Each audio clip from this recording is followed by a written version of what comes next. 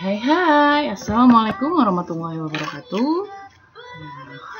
Kuliah singkat kita kali ini akan membahas tentang dampak nifas terhadap kesehatan mental.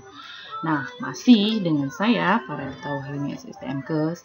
Nah, teman-teman, sebelum kita masuk ke materi, jangan lupa subscribe dulu, like, share, and komen di bawah ini. Jangan lupa aktifkan lonceng agar terus tahu tentang berita-berita terbaru tentang kesehatan dan kebidanan. Oke? Ya. Setelah melahirkan, kondisi psikologis seseorang tentu berbeda dengan fase kehidupan lainnya.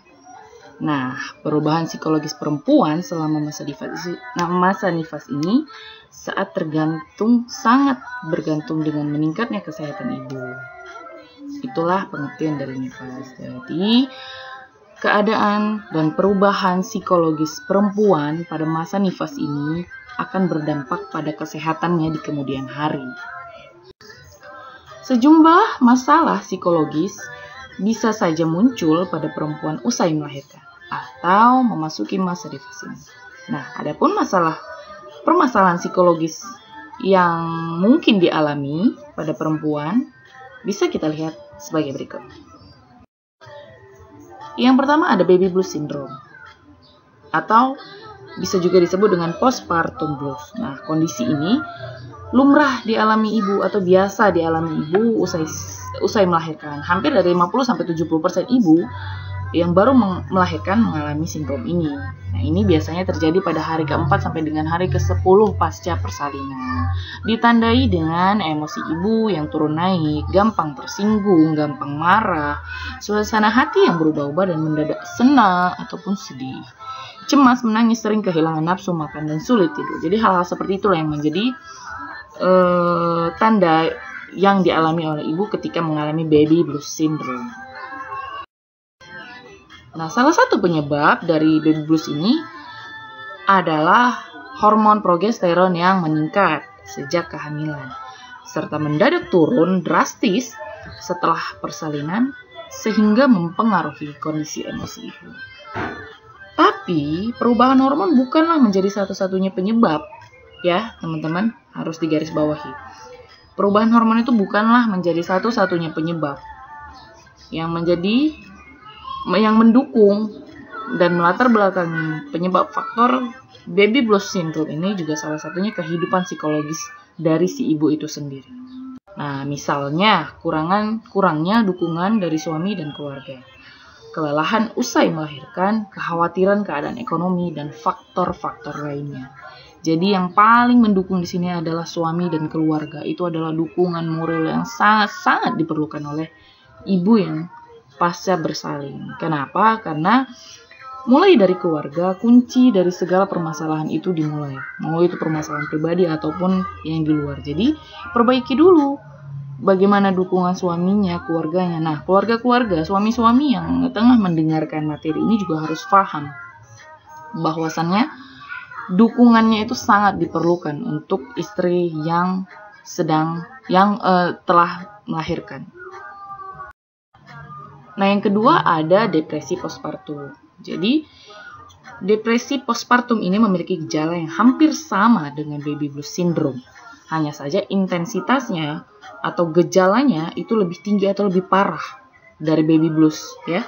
Dan membutuhkan bantuan tenaga kesehatan untuk menanganinya.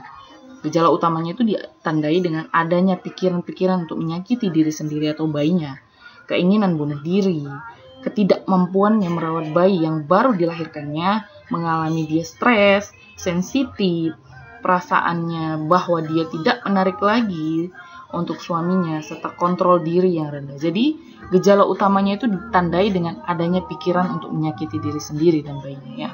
Banyak kita dengar kasus di luar sana juga sudah masuk di televisi, ada ibu yang memberikan air kepada anaknya, menggelonggong anaknya dengan air biar supaya gendut, karena si anak ini adalah anak yang kembar, yang satu gemuk sedangkan yang satu kurus.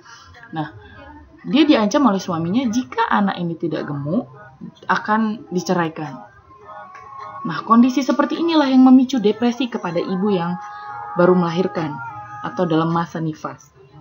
sehingga membuatnya mempunyai pikiran-pikiran yang tidak lagi masuk akal, dengan memberikan air agar supaya si anak gemuk, dengan harapan anaknya gemuk agar tidak diceraikan suaminya. Padahal dampaknya, efeknya kepada si anak itu akan menyebabkan anaknya meninggal. Itulah tadi depresi postpartum ini, ya. Sejumlah perempuan dengan karakteristik tertentu juga mengalami resiko depresi ini. Karakteristiknya seperti apa sih? Apakah Anda termasuk dalam hal-hal yang disebutkan di sini? Mari kita lihat. Ada 5 poin yang menjadi karakteristik perempuan yang kemungkinan akan mengalami depresi postpartum. Nah, yang pertama adalah dia yang memiliki riwayat pernah mengalami depresi. Itu sudah dipastikan ya, akan mungkin kembali lagi depresinya. Nah, yang kedua berasal dari keluarga yang tidak harmonis. Ini yang sangat-sangat banyak terjadi kasus. Pada dasarnya komunikasi interpersonal ataupun komunikasi terapetiknya itu juga penting didapat dari keluarga. Karena apa? Keluarga itu adalah tolak ukur dari segala permasalahan, kegiatan, kesibukan, sifat, dan perilaku seseorang. Ketika keluarganya sudah tidak harmonis ataupun broken home ataupun terjadi permasalahan internal yang mungkin tidak bisa disebutkan di sini, itu akan berdampak pada psikis anak, psikis ibu. Ya. Jadi kita yang memiliki keluarga, mulailah dari keluarga untuk bersikap baik sesama keluarga, adik, kakak, ataupun ayah dan ibu. Hal-hal yang tidak perlu dibesar-besarkan itu tidaklah perlu dipermasalahkan agar tidak berdampak buruk kepada anak dan anggota keluarga lainnya. Nah, yang ketiga ini adalah tidak mendapat dukungan dari suami dan keluarga. Jadi kehamilannya itu tidak mendapat dukungan ataupun diacuhkan, dicuekkan, karena mungkin salah satunya si ibu ini merupakan korban pemerkosaan, atau juga si ibu ini merupakan yang berpisah jauh dari suaminya dan keluarga, sehingga dia mengalami kehamilan sendiri, bersalin sampai dengan hal nifas. Nah, yang keempat, jarang atau tidak pernah berkonsultasi ke dokter. Ini juga menjadi pemicu ya, jadi tidak tahu bagaimana kondisi si anak dan si ibunya. Mengalami komplikasi kehamilan. Nah, komplikasi kehamilan itu sangat dikhawatirkan karena dapat berdampak pada si ibu dan janinnya. Yang ketiga, ada postpartum psikosis. Nah, postpartum ini juga disebut dengan postpartum kejiwaan serius yang dialami oleh ibu pasca persalin. Ini ditandai dengan adanya agitasi yang hebat, pergantian perasaan yang sangat cepat, depresi, dan delusi. Itu yang dialami oleh si ibu. Postpartum kejiwaan ini dianggap sebagai keadaan darurat kesehatan mental. Nah, untuk itu perempuan yang mengidap gangguan ini sangat memerlukan perhatian khusus untuk segera ditangani. Hal ini mempengaruhi sekitar 0,1% sampai dengan 0,5% wanita pasca persalinan. Gejala yang menonjol ini adalah mendengar suara-suara yang tidak ada. Jadi dia mendengar suara-suara yang tidak ada. Nah, pemikiran yang ganjil, merasa disakiti orang lain, dan bahkan dia menyakiti dirinya sendiri atau juga bayinya. Jadi sudah mempengaruhi alam bawah sadarnya. Bahwasannya dia mendengar suara-suara untuk membunuh anaknya misalnya, atau dia mendengar suara ketika dia menyakiti dirinya itu akan membahagiakan anaknya, atau ketika dia menyakiti anaknya itu akan membuat dia semakin bahagia. Bahkan ada salah satu kasus yang kemarin sudah ditayangkan juga di televisi, dia membunuh anaknya dengan alasan itu akan menyempurnakan ilmunya, dan setelah dia membunuh anaknya dia akan menjadi lebih kuat dan menjadi lebih hebat. Nah, ini terjadi kepada si suami. Jadi hal-hal seperti itu sudah psikosis yang mungkin bukan hanya dialami oleh ibu saja, tetapi juga oleh lelaki. Hanya saja tingkat resikonya itu akan lebih sedikit. Nanti akan kita bahas di slide selanjutnya. Nah, hal ini terjadi itu dalam 14 hari setelah kelahiran bayi. Perlu sangat segera dirujuk ke psikiatri, karena ini sudah mempengaruhi kejiwaannya, bukan lagi wewenang bidan. Kalau di baby blues dan depresi postpartum itu masih bisa ditangani bidan dengan terapi, dengan pendidikan kesehatan, dengan komunikasi interpersonal. Tetapi kalau sudah psikosis ini sudah bukan lagi wewenang bidan, harus segera dibawa ke rumah sakit. Bagaimana cara mengatasinya? Ada 2 hal yang bisa ditangani. Nah, penanganan yang dilakukan itu yang pertama dengan melakukan penanganan dari dokter, psikoterapi. Melalui terapi, penderita depresi pasca persalinan akan mempelajari cara untuk menghadapi permasalahan yang dirasakannya. Selain itu, juga terapi mampu menemukan solusi permasalahan yang muncul setelah melahirkan, serta membantu menerapkan tujuan realistis dari seorang ibu. Ya, jadi terapi ini akan mengajarkan penderita untuk menghadapi kondisinya dengan pikiran yang positif, tidak hanya untuk ibunya juga, tetapi juga dilakukan bersama pasangan maupun keluarga. Jadi lebih kepada dukungan terapi mental, moral yang dilakukan dan diberikan bersamaan dengan keluarga dan suami.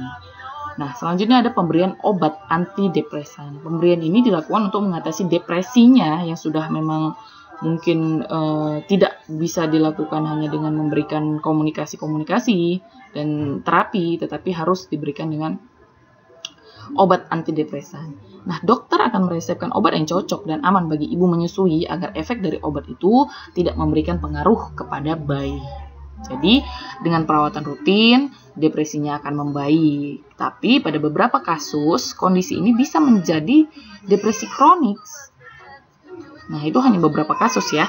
Sehingga penting bagi penderitanya untuk terus melanjutkan perawatannya meski telah merasakan lebih baik. Hanya untuk menjaga. Oke. Nah, yang kedua ini ada penanganan alamiah.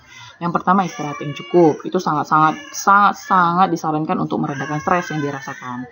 Bayi baru lahir memang tidak punya jam tidur yang sama dengan orang dewasa kan?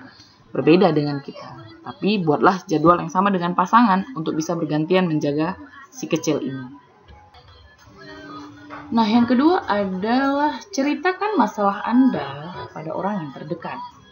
Ya. Jadi, menceritakan gangguan mental yang Anda alami kepada orang lain memanglah bukan perkara yang mudah.